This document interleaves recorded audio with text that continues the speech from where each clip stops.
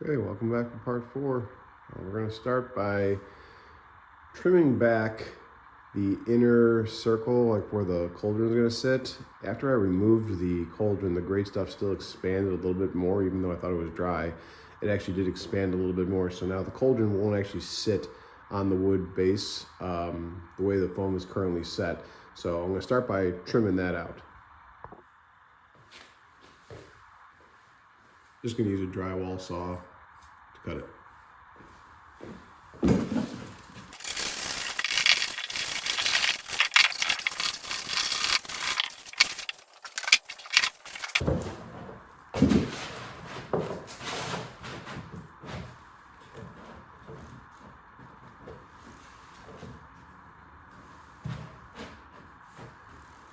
Okay, I think that's going to work. So next we're going to work on attaching the cauldron to the base. So to attach the cauldron, I'm going to use these just 2 bolts, spare hardware that I had laying around that I'm going to use to attach the cauldron to the base. I'll just drill through this.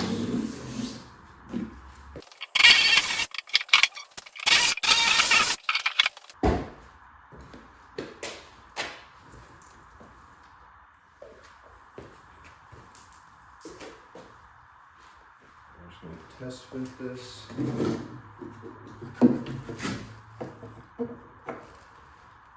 going to have to countersink this. That doesn't stick out a whole lot. By the time I try and put the cauldron on it, it's not going to be much else. So I'm going to have to countersink this probably about halfway. Get enough thread to stick out. Or I just go to the hardware store and buy longer screws. But I'm going to try and make do with what I got. So I should have a drill bit that's just about the right width. Maybe a smidge too small, but I'll have to just kind of widen it out after I drill it and see if I can get that to, I mean, it's not like I'm trying to drill through the whole thing anyways, but the whole thing is I have to drill into the wood.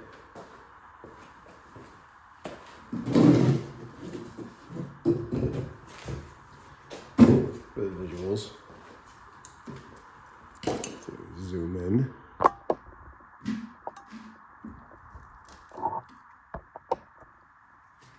Okay, so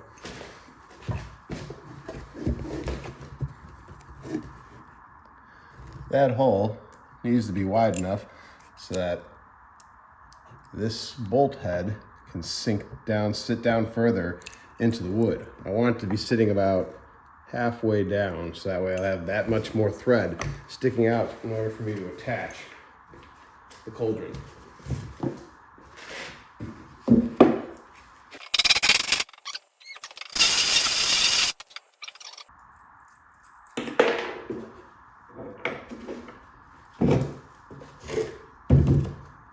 Okay, much better.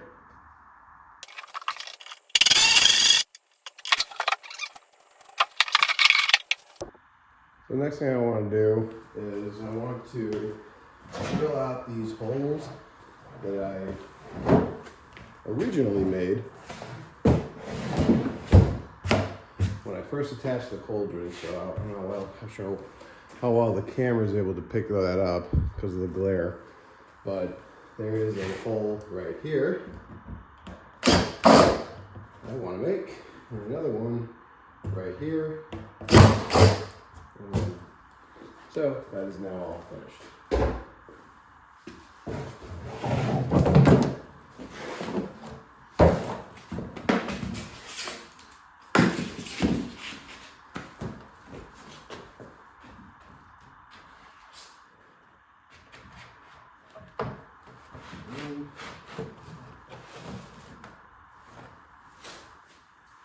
Okay, it fits. So I'm just going to get these washers on and get these bolts attached.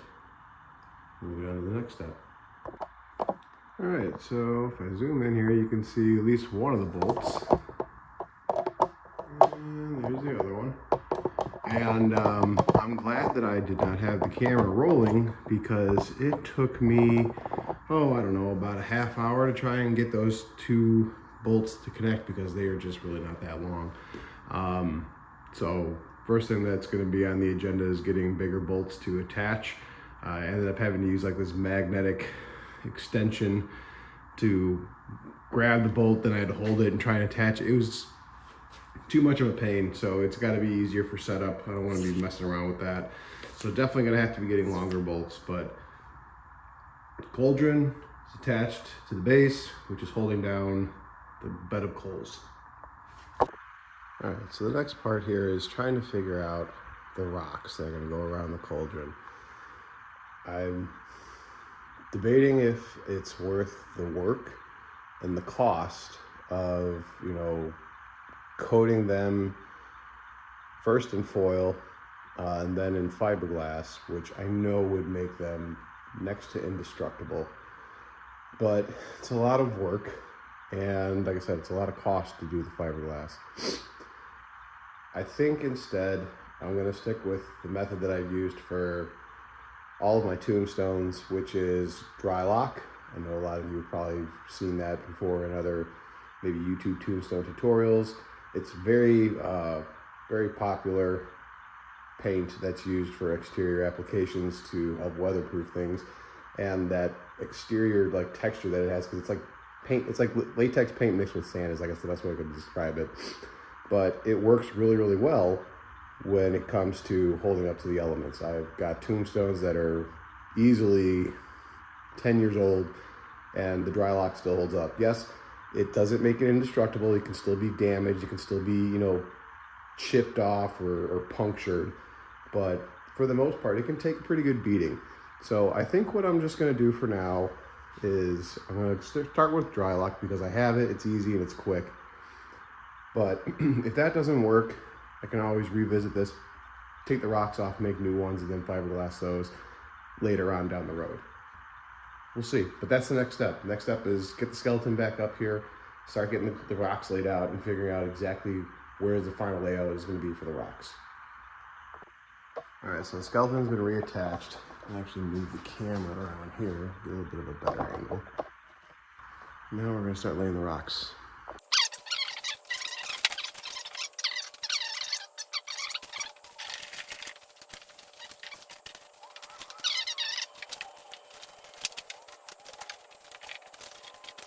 Footage to see what I did before, but if not, this is still looking good. Let me give you a little walk around.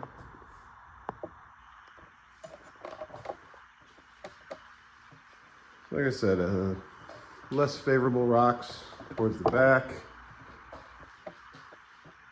more favorable rocks up here towards the front. So that to me is good luck. Anytime I see a spider crawling around my Halloween prop before it's even done, I figure, oh, perfect. So we got that going for us. All right, I decided to go ahead and put the motor up. I had the skeleton actually moving, like it's going to be on display. And I noticed this. I didn't notice this prior. So I don't know if maybe something. Oops. I don't know if maybe something changed. Here, let's just try to take this off the stand. But all of a sudden now, knee is just, you can see it's basically resting on the Cauldron, and it wasn't doing that before, so I don't know what might have changed that caused that to happen, but because of that, I'm gonna have to figure out what to do to remedy that, because the skeleton has to be standing in such a way that this hook right here, I want it to be directly over the center of that motor. And right now it's maybe a smidge off. That gives us a little bit of separation there, but I don't know. I don't remember it being that close to the Cauldron before. Maybe it was and I just didn't notice. But I'm gonna play around with that because, it's fine. It could stay like that, but I also feel like it shouldn't be that close. But we'll see what I can do. Time's only gonna allow me to do so much. So like I said, I have other projects I want to try and get done before this Halloween, but this is #1 project that's been on my list for years, so we're gonna make sure this one gets done first. One thing I am keeping in mind and being mindful of as I go about laying these rocks out is I can see where the two platforms come together. So I want to try to make sure I don't have anything that is going to be overlapping that line. Everything's going to be on its own side. But so far, gotten everything, for the most part, to fit on here. I've actually incorporated all the rocks that I made. This one here, just a little smidge, move that over. So I think this might be the final layout then for the rocks. Still messing around with the stance, trying to figure out where that leg is gonna go. I may end up just trimming this rock up to get the foot to sit a little bit lower, maybe have the rock be a little further back, but I don't like how that knee is just so close to the cauldron. So anyways. All right, finally got my microphone to work. Sorry for the poor mic quality in the first part of this.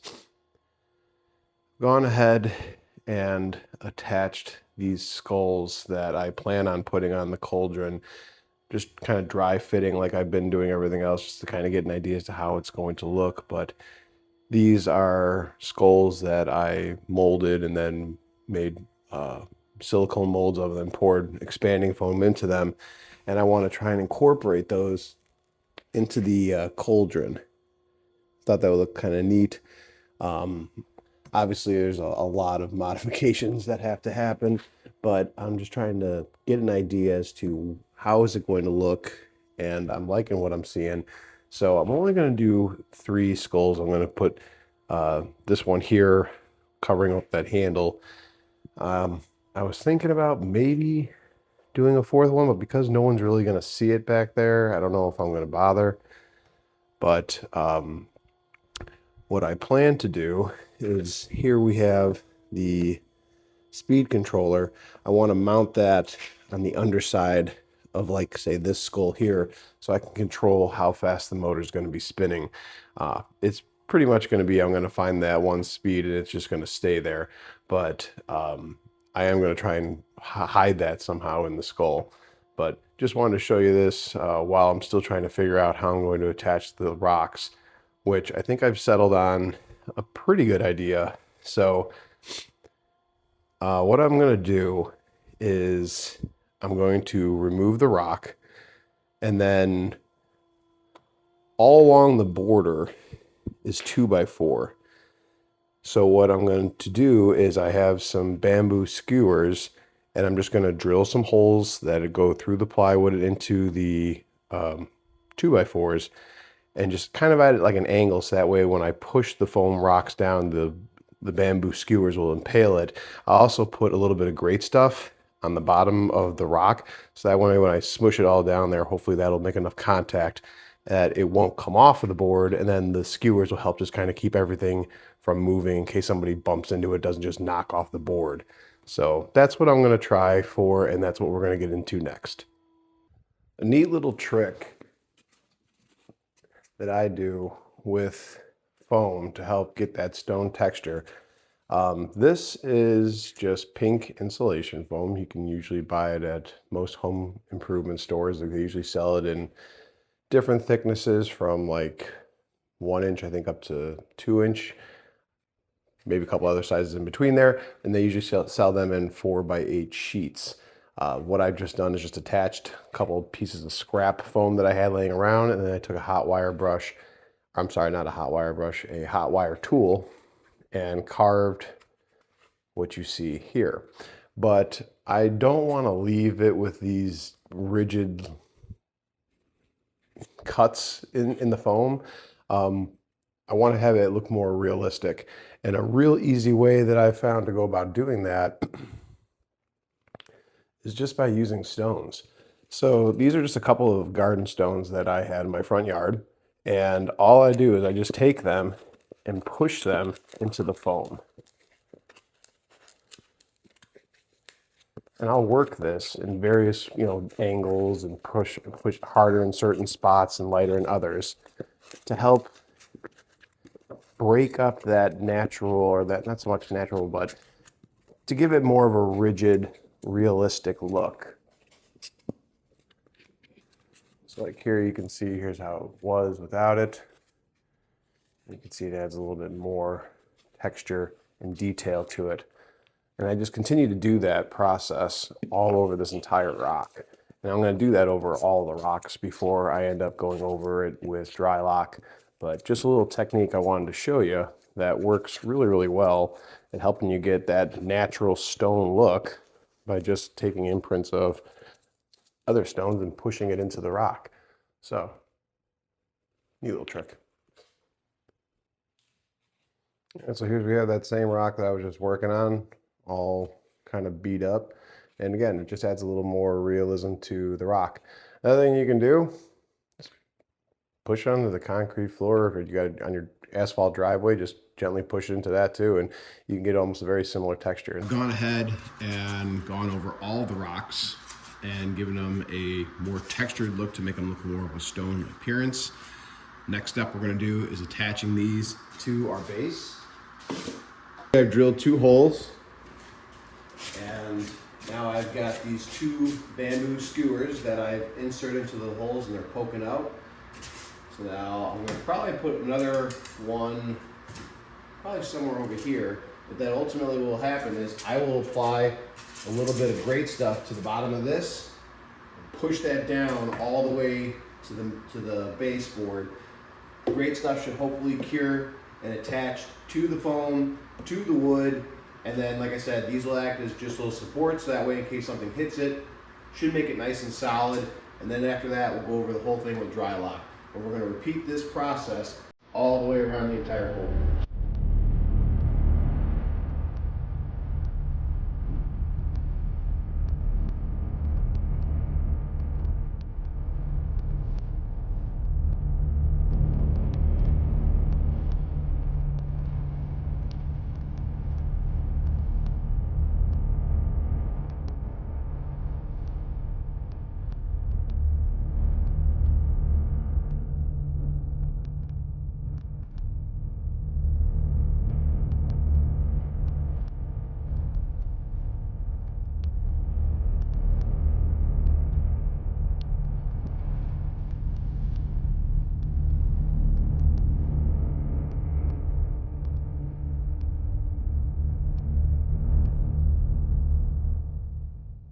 So gray stuff has now cured around all the rocks. They're, to put it rock solid, as a bad joke, but they are stuck to that board really, really well. So that is definitely a good way to attach foam to a wood platform. Next step though is making sure that we have this board that our motor is going to sit on connected to the Cauldron. And what I've gone and done is I have just a couple pieces of scrap treated lumber that I've cut a small piece off. And what I'm going to do is I'm now going to take 2 screws, drive them through there into this board. This board, by the way, is just a fence board. You can buy this, is just a brand new fence board I had laying around. But that's what this is. And I'm going to do the same thing on this side. So 2 screws. I'm going to pre-drill because I don't want the wood to split. But I'm going to pre-drill 2 holes. Then I'm going to put 2 screws in there. Same thing on here. And then after that, take this off. Once I have that secure, then I'll probably take 2 screws and I'll put in here. That way, this board isn't going to go anywhere. It's completely attached to the Cauldron. Plus, by putting in 2 screws here, that'll pull this in, which will help me because this skull, as you can see, is flat. And I do want to mount it in such a way that it sits flush against here. So the more I can help myself, the easier it'll be down the line.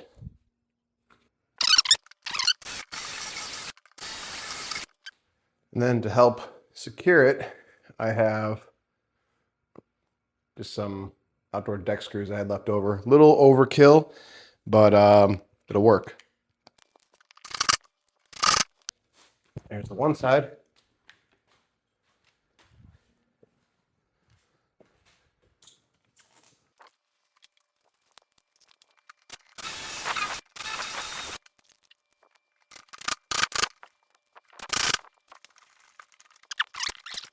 I think the next thing I'm going to do is drill the hole through the cauldron into a piece of wood. So I'm going to grab a few more screws. So yeah, the next thing that's going to happen is I'm going to drill into the wood from the other side of the cauldron. So I'll be coming in from this side, drilling into the wood.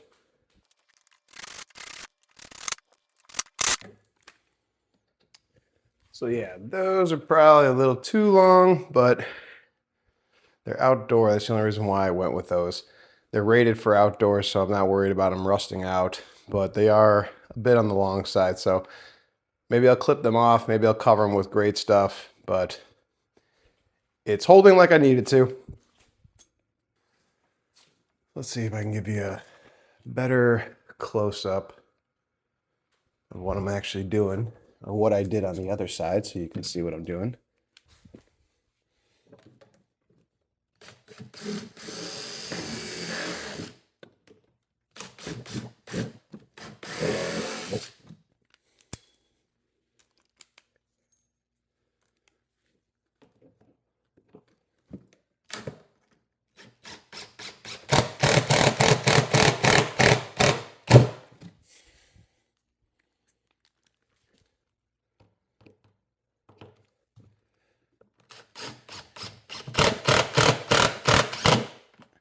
Okay.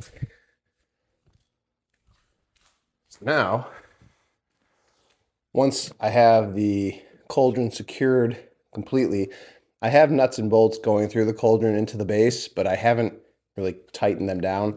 So there's still a lot of play in it, but this is no longer moving. Wherever this board was is now where it's going to stay. So now I can work on trimming back the wood, so that way, because I've made little notches in the back of the skulls that I want to use to and have this as like a key to fit inside here, so that it'll help support the skull on the cauldron. But I have to dig this out quite a bit, or instead I can cut this back so that way it's just sticking out enough to where I need it. So this is going to wrap it up for part 4. We've got all the rocks attached to the base. We've got our board finally secured within our cauldron, and I can talk more about the cauldron design in part 5. The skulls, I think these are going to be a good fix, or I'm sorry, not a good fix, but I think these are going to work out well. I'm just hoping I can get them to sit flat enough against the cauldron without having to make too much effort, because I am going to have to curve it. You do see there's a curve to the cauldron.